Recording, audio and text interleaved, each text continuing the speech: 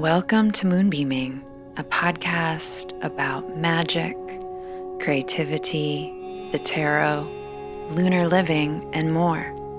I'm your host, Sarah Faith Gottesdiener, and I'm so happy you're here.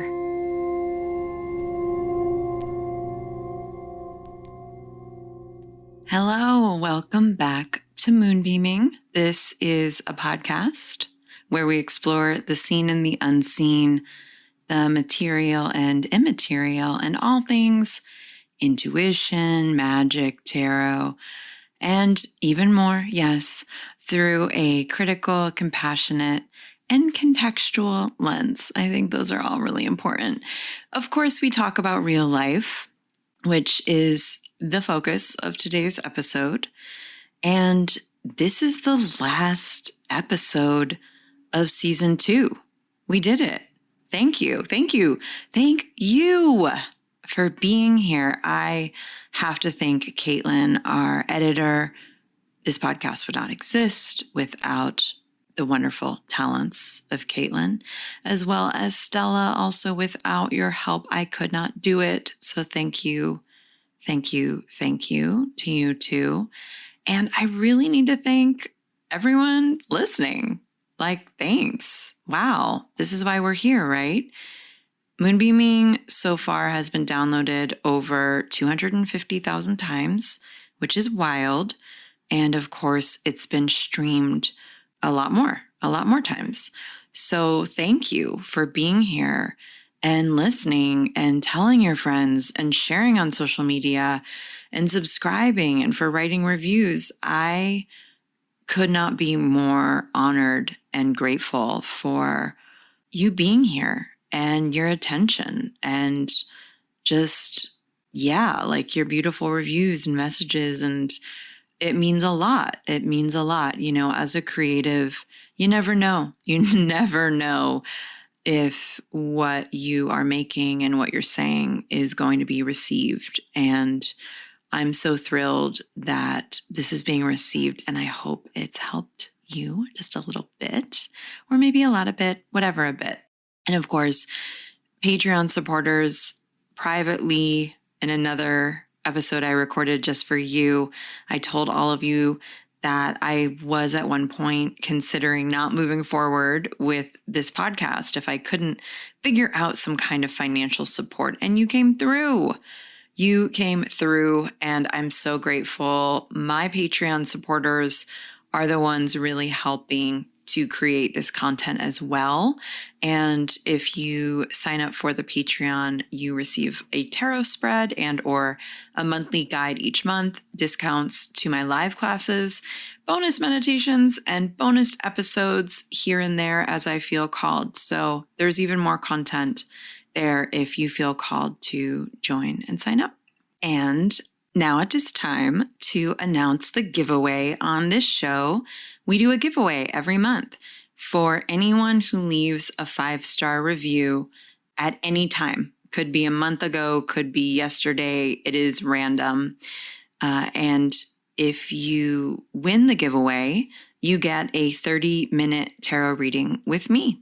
And I'm going to be honest, this time it's not random, because to celebrate 2 whole seasons and so many episodes, I'm giving the tarot reading to the very first person, the very first one to leave a review on this show. It was back in October 3rd, 2020.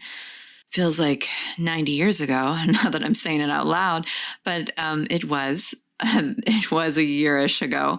Username of this person is Points for Trying, all one word. Left a review, Points for Trying. If you are listening, come on down, email the studio, get in touch, and we will set up your reading. Now, this is the last episode of season 2. The show will be back this year. Most likely, I'm thinking, I don't want to promise anyone anything, but most likely sometime around Halloween is what I'm thinking, if not a wee bit sooner. And I wanted to share that, we're taking a break because I want to normalize rest. I want to normalize breaks. I want to normalize taking time off. This project takes quite a bit of time each week. I think every podcaster will tell you how time consuming a weekly podcast is. And like all of you, I do have other stuff going on. I do run a business, and I also have things happening in September that will take up a lot of my time and I really want to be present for. One is the Embodying Abundance course that starts next week. You can sign up for it today. I believe this is the last day to sign up for it. So this is it. This is your window. If you're hearing this and it resonates, come on down, sign up. But that will take up quite a bit of my time. And there's a lot of other great stuff coming up. There's a class later in the month. It's just a one-off. It's a workshop, a tarot workshop. And I also have the Many Moons planner, the Many Moons lunar planner that is going to require quite a bit of my time and energy. And if you want to know when the pre-orders open for that, you can sign up for the newsletter to be the first to know. And friends, I'm chronically ill. I have a progressive disease.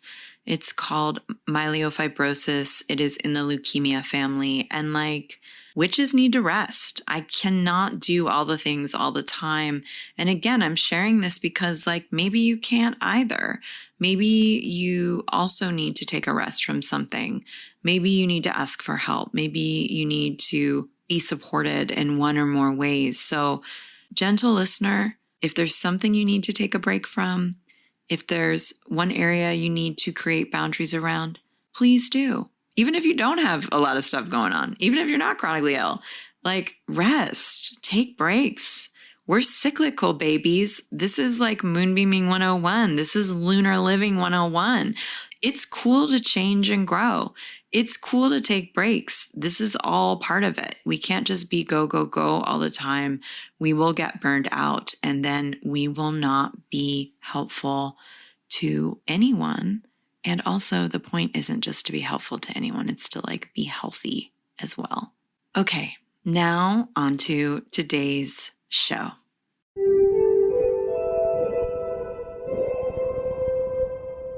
Today, I wanted to talk about a moderately loaded topic, money.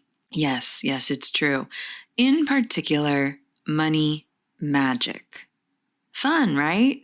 While I can only try to cover just the tip of this melting iceberg of a subject, I did want to try because I really believe we have to start having more conversations openly about money, period.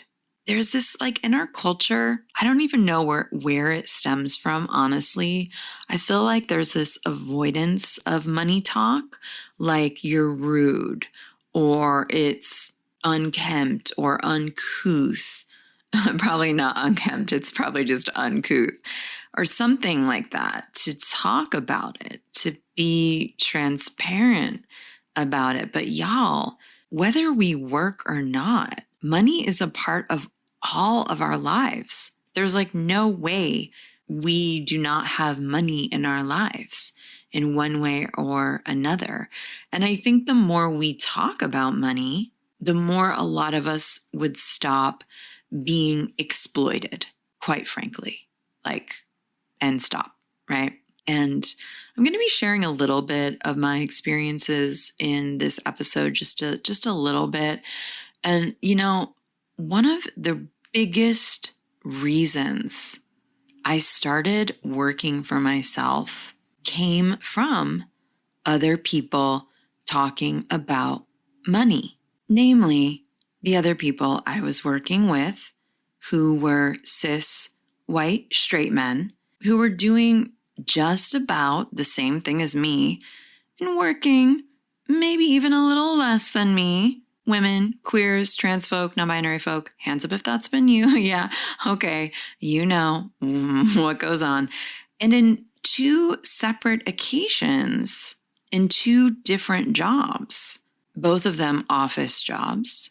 They casually mentioned what they made. And both times they made over $10,000 more a year than me. One made almost $20,000 more. Hired at the same time, like literally within 6 months of each other, doing something similar, literally the desk right next to mine, Do you know what a big discrepancy that is? Do you know like how much more $10,000 a year is? How much more almost 20 grand more a year is? That's a lot, And over the years, like experiencing these discrepancies in pay and hearing about everyone else's, it made me mad. And for me, anger is a motivator in my life. I'm very skilled at transforming anger into motivation. And this then became one of the motivators for me to work for myself, partially hearing other people speaking about money, what they make, all of this stuff honestly and transparently. In the so-called spiritual world, whatever that is, money stuff tends to be extreme. It's either, because you're so spiritual, you shouldn't want money. That's so egoic of you, right?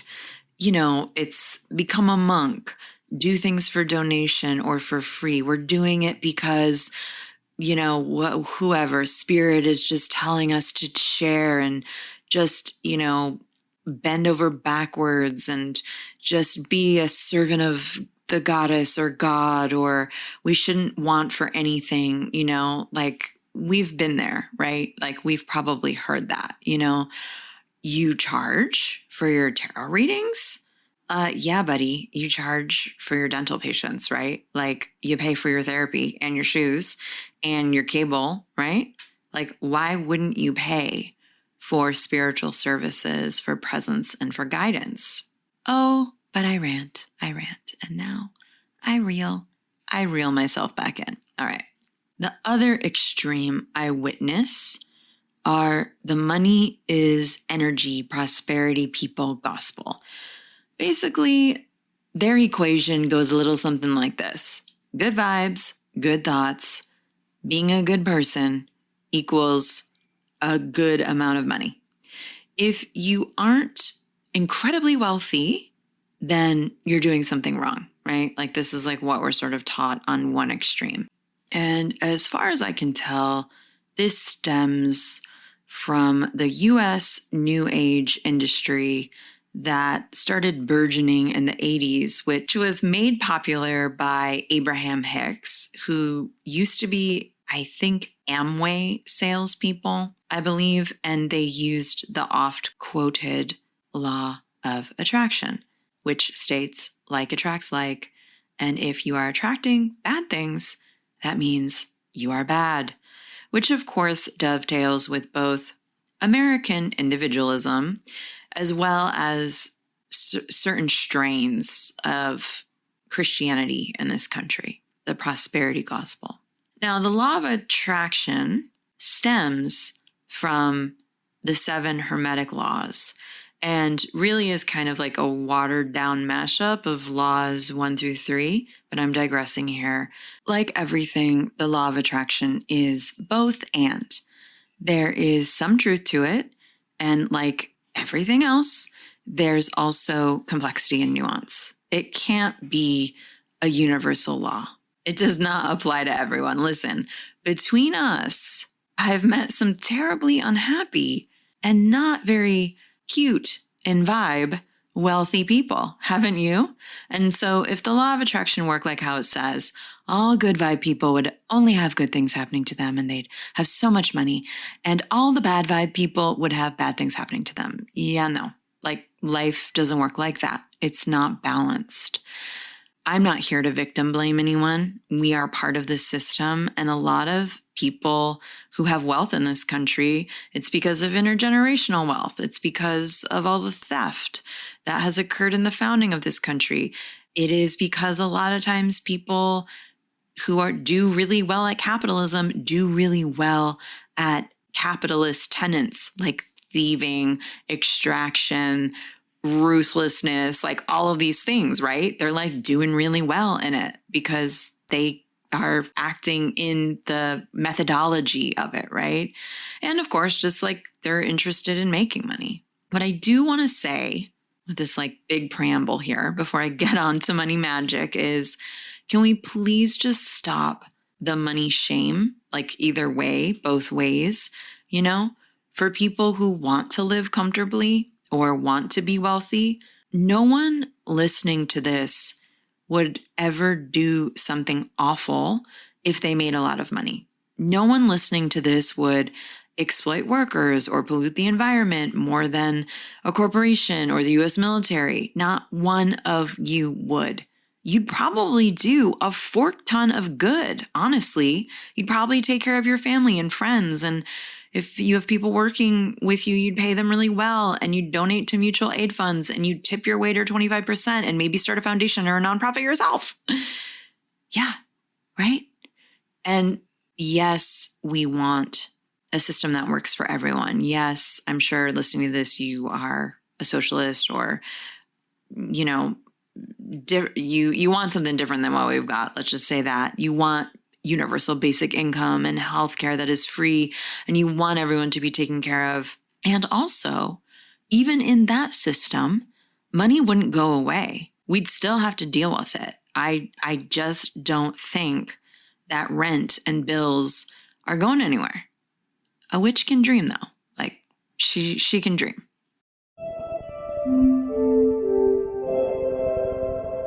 Money magic is probably one of the most popular kinds of magic out there. Probably it's right up there with love magic. You can chime in on what you think, but it's pretty popular. And depending on the tradition, the ingredients tend to be fairly standard. Lots of green, right?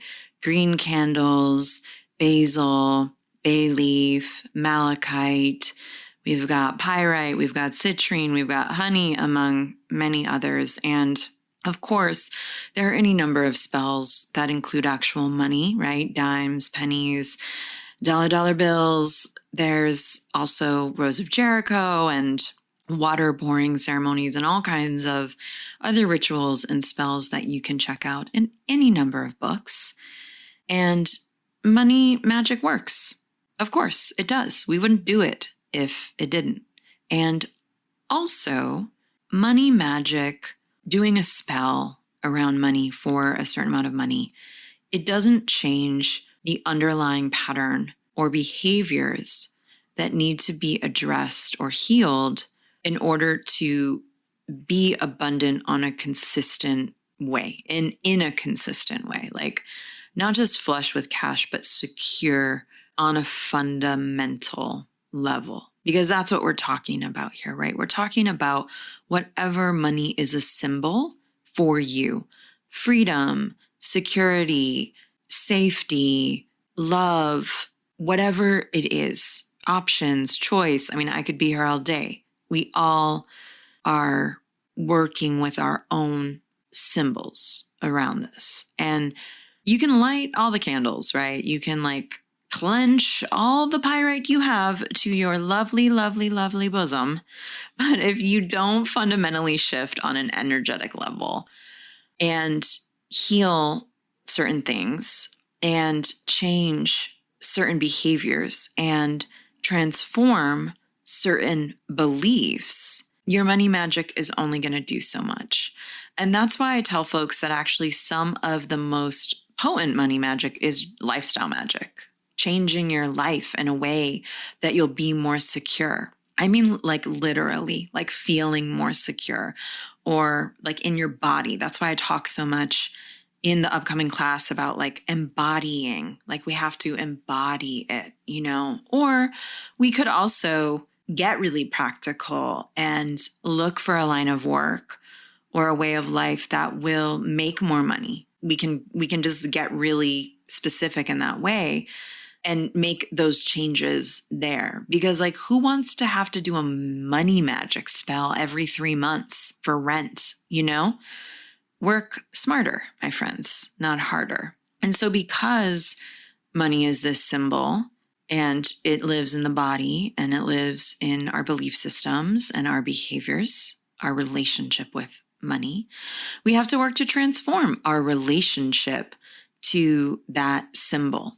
And I believe magic, ultimately, one of the things it is about is transformation from the inside out. And so why would money magic be any different? And on today's episode, I wanted to go through some thoughts I had around money magic to help you maybe think a little differently and maybe act a little differently around this topic.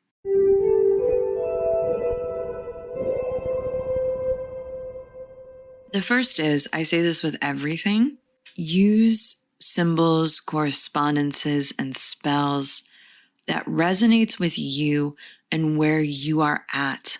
This requires openness and honesty. Like I always say, there are the common materials, spells, deities for money and luck, like Jupiter, Venus, Lakshmi, and so on and so forth. And those are all great.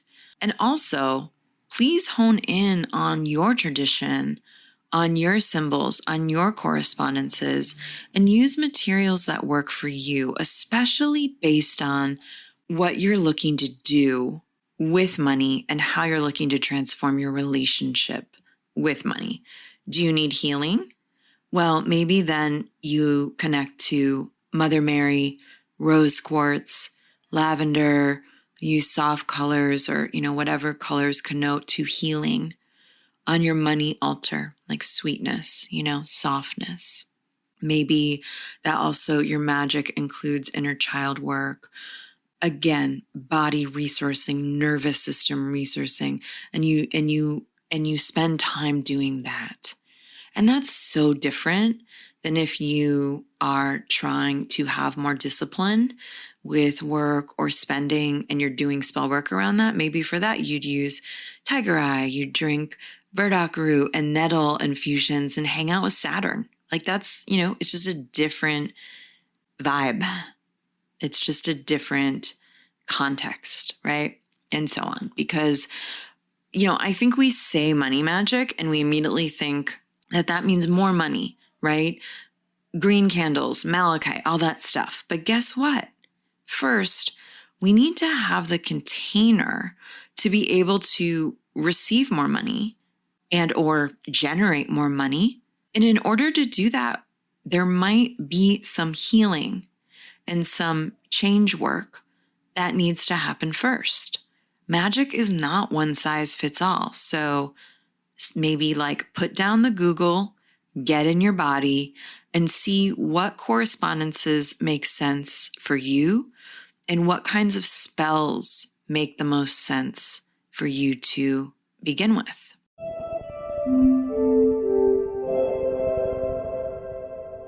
Okay, I wanted to share a few money magic ideas that require nothing but yourself and your brain and your behaviors and your beliefs. Fun, right? Okay, here we go. This is a really good one, and this is a really important one. Re-enchant your relationship to money. Okay, take a breath, nice and long and deep, and answer these questions. Did you actually choose what your relationship with money is? Did you actually choose what your relationship with money would feel like? What your relationship with money would look like on a daily level, moment to moment, when you're literally focusing your attention on money? Did you actually choose? Or did someone or something else determine what it was for you? Because if your view of money is mostly negative or mostly fear-based, if you feel like you don't have any agency in this relationship, then every time you interact with it, which of course is every dang day, you're replicating those patterns, behaviors, and emotions. So you can choose. You can choose to enchant your relationship to money. Make it one that is supportive, reciprocal, and dare I say fun. There's this, the author of Cunt, Inga Musiccio. I do not know how to pronounce her last name, but she has this pretty famous, it was very famous in the 90s with myself and my other lesbian friends of she has this chant of money is sexually attracted to me. Money loves me. Money just wants to be my friend and wants to hang out with me. Me and money, we are squirrel friends. We are besties. We are living. So that's one example. And you can have your own, and you can make it fun. You can decide to make it fun.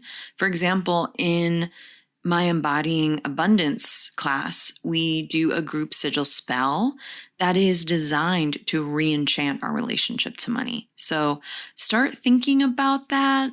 Start thinking about how you want it to feel. I think this is really important. I think it's a really important first step, because you have to remember, we get to decide what we choose to think, and what we are choosing to think often is a result of someone else telling us what to think. And when we start deciding and start choosing what we are going to think, things fundamentally shift, right? Which brings me to my second. I dropped the word in there already, which is decision magic. This one is so important. Decision magic is so cool. It's so potent. You can do it anytime. You can just decide. And there it is. This technique goes right hand in hand with this re-enchanting or enchanting one's relationship to money. I think decision magic is so overlooked. We make hundreds of decisions every day. We decide where we're going to park. We decide how much water we're going to drink. We decide what we're eating for dinner, and on and on and on and on, right? And we totally believe we're going to find that parking spot. We totally believe in mere minutes or hours we're going to be eating those reheated leftovers because, well, we decided it. That's what we're doing, And we need to do the same with a lot of the things in our life, with the more influential components of our lives. And often we forget that we can make decisions around money that can change our situations drastically, Often I will advise friends of mine who are beginning to work for themselves or go into business. Friends are usually hitting me up for that. It's something I really love to do. It's really fun for me. I really love trying to make cool people, sensitive people, creative people, magical people a lot of money. That's maybe it's a kink. I don't know. It's just fun for me. Maybe, yes, I'm a weirdo, but here we go. And so they'll ask me all the time what their rates should be, right? When they're first starting out. And I tell them to decide what they want to make every month and work backwards from there. I think I've written about this too I talked about this as well. I can't remember where. Maybe it was in Money Alchemy, the class I teach. Maybe it was a newsletter. Who even knows? But it's somewhere I said this also. And I get into more detail around that there. But even if you don't hit those numbers in your first quarter of business, decide to stay the course. It takes time for the material world to catch up to the spiritual world. That is why the pentacles, those archetypes of materiality, of magic meeting matter, are the last suit in the tarot, after all, There are so many magical decisions you can make around money.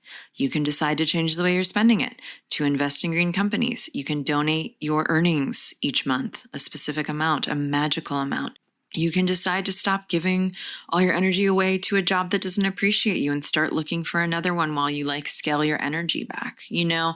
I was an adjunct professor for several years and I made very little money. Adjunct professors make very, very little money. It is a travesty. It is a tragedy. It is forked. And so I was teaching at 3 different colleges, and I still had to freelance in order to make it work. I was teaching like 5 classes at 3 different colleges, and I still had to work on top of that. And the decision I made to quit, it was the best decision I made.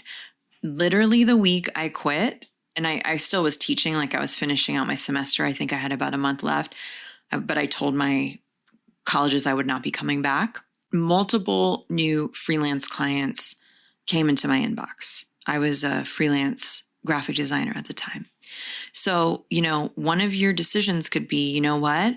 I'm going to look for another job. I'm never going to tell anyone to quit their job before not having another job. That's not what I do.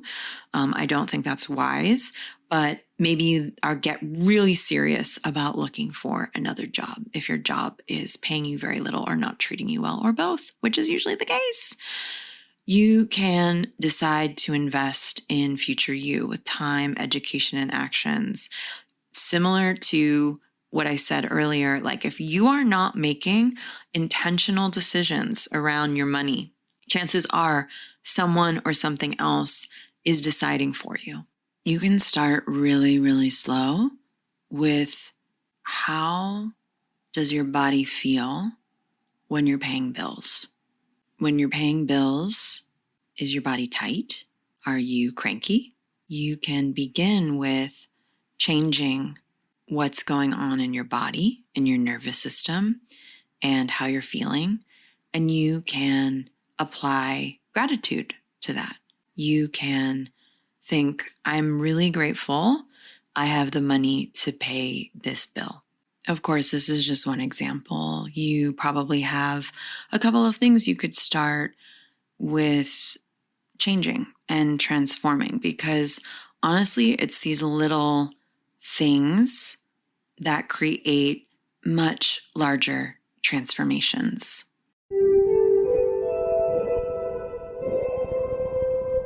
The next one is incorporating a more than enough practice. Every day, for 1 minute or 2 minutes, close your eyes and try a thought and body experiment.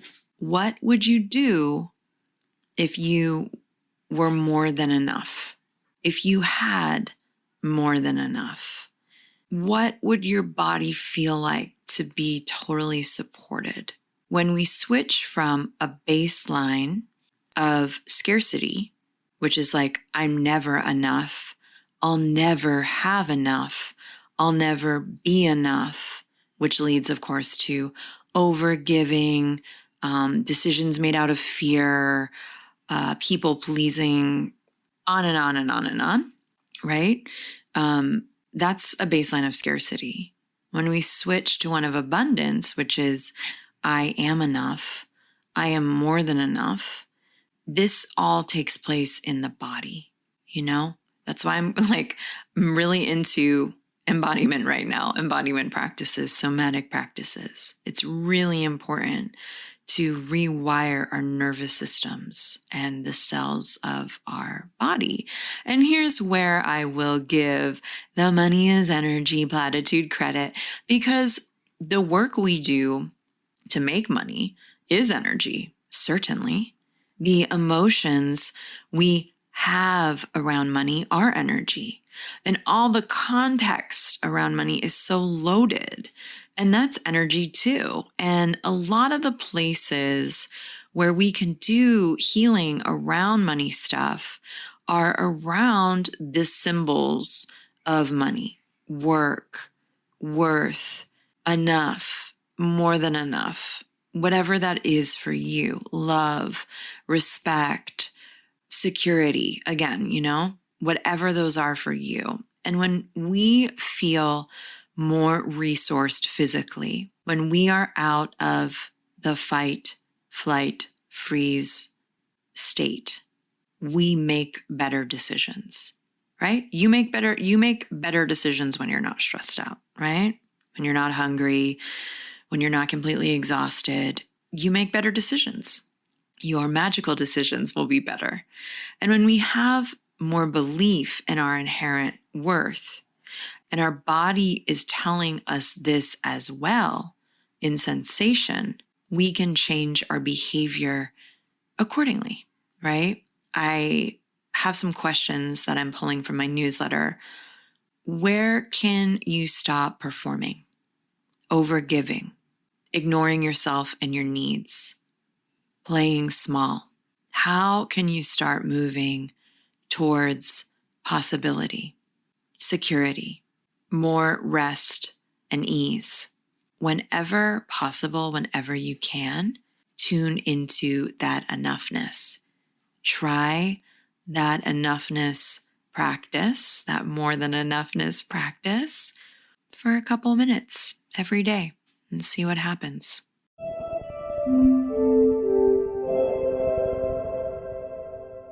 And my last money magic share today is definitely the one that takes the most time and energy, and is definitely the one that is really worth spending time and energy on. And that is, ask yourself what is most important to you in life. Ask yourself what is more important than money. Go on, get your journal out. I know you have a journal nearby. Make a list. Make it a long, long, long list, because there are probably hundreds of things out there that are more important to you than money. That's the first one. I'll wait for you to do that. You can press pause. I'll still be here. You can just make that list. And the other part of this is, in your heart of hearts, in what you really, really know to be true, what do you know you came here to do? What do you know without a doubt you came here to do? That might be another list. It's probably hundreds of things long. Take your time. Again, I'm here. Journal it out. And then when you're done, look at those lists, see where they intersect, and start trying to do those things little by little, a little bit here, a little bit there. If art is one of the most important things to you, more than money, start making art. Go to an art gallery, look at art on the internet, a little bit here, a little bit there. If you are completely overwhelmed, like if you're a single parent with 3 kids and you're working 2 jobs and you have no time and you're so exhausted, then start by trying to integrate the essence of these things that are important to you. Try to integrate feelings of gratitude. Try to bring in the magic of decision making and that practice of more than enoughness into your daily life, little by little, here and there, right? Try it when you are putting on your clothes, when you're getting on the Zoom call or returning the email or whatever it is. Little by little, you can start making tweaks to your life so that what you want to do, that which gives you purpose and provides value, takes over more and more, little by little, or at least weaves through like a beautiful river. Because at the end of the day, we know in our heart of hearts, money is not the most important thing. The most important things are love and connection and fulfilling our purposes and friendship and healing and relationships and having fun and enjoying life and art and music and dreaming and plants. And I could keep going, but I'm not. Feel free to add whatever else you want, because there's so much more. And so maybe that's where you begin with money magic, doing more of what you love, more of what lights you up, more of what connects you to your purpose, and doing it in a way that is fortifying and resonant for your unique genius. This sounds easy. In actuality, it is quite hard. So go as slow as you need to, and also just try it. Maybe make it easier than it has to be as well. Hopefully all of this was useful. Thank you so much for being here. If you want to learn with me, the only classes I'm teaching live are this month. There's the Embodying Abundance class, which again, I think the last day to sign up is today. And then at the end of the month, I'm teaching a short workshop around tarot constellations. It's going to be fun. I will see you all later. I will be back later this year. I am sending you so much love.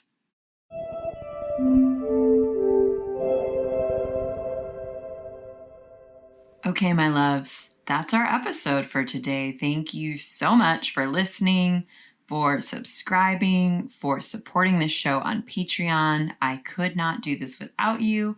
I am sending everyone so many blessings, so much love, more food for thought, and until soon, bye. Moonbeaming is brought to you by the Moon Studio. It is created and hosted by me, Sarah Faith Gottesdiener. It is edited by the incredible Caitlin George Parker. Additional support is by Stella Hartman. Music is by Will Owen and myself. If you like this podcast, you can support us by going to Patreon/The Moon Studio and becoming a patron. You can give this podcast 5 stars wherever you listen and also subscribe. We'd love it if you could let 1 or 2 or 3 or 4 or more friends know about us, and we accept all good vibes. Thanks so much for supporting us. Witches in the ocean's waves, singing with the sun.